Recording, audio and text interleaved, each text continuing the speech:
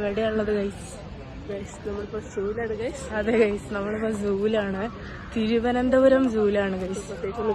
ഇല്ല, ഞങ്ങൾ ഇതുവരെ യെസ് ഗൈസ്, നമ്മൾ തിരുവനന്തപുരം സൂല് പോയതായിരുന്നു.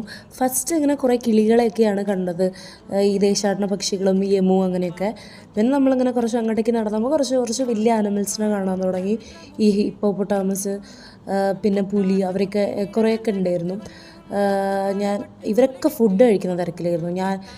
ഞങ്ങൾക്ക് ആ ചെന്ന ടൈമിൽ എല്ലാവരും ഫുഡ് കഴിക്കുന്ന ഒരു ധൃതിയിലായിരുന്നു ഫുഡ് കൊടുക്കാനുള്ള. പിന്നെ ഈ ടൈഗർ ഇത് തന്നെ ശരിക്കും പേടിപ്പിച്ചിട്ടുണ്ടായിരുന്നു.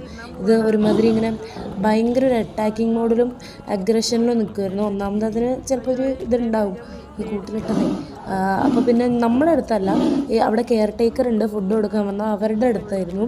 അപ്പോൾ ആൾ കൂളായി ഫുഡൊക്കെ കൊടുത്ത് പോയി. പിന്നെ നമ്മൾ അധികം നേരം അവിടെ നിന്നില്ല, വെറുതെ അതിനെ വിറപ്പിക്കണ്ടല്ലോ വിചാരിച്ചിട്ട് വേഗം തിരിച്ചു പോകുന്നു. നല്ല വെയിലുണ്ട്, അത് പറയാതെ വയ്യ. വെയിലും ഉണ്ട്, അത്യാവശ്യം നല്ലോണം നടക്കാനും ഉണ്ട്. പിന്നെയാണ് നമ്മൾ ഈ ലയണസിനെയും കണ്ടത്.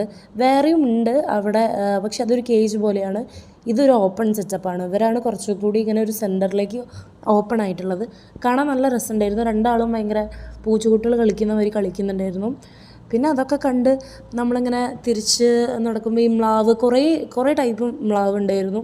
അപ്പോൾ എല്ലാം ഒന്നും എടുത്തില്ല. ഇവരിങ്ങനെ അടി കൂടുന്ന കണ്ടപ്പോൾ ഇതൊന്ന് വീഡിയോ എടുത്തു എന്നേ ഉള്ളൂ. പിന്നെ കുറച്ച് കിളി അതൊക്കെ കണ്ട് നമ്മൾ വേഗം തിരിച്ചു പോയി. അപ്പോൾ അത്രയേ ഉള്ളൂ, ബൈ.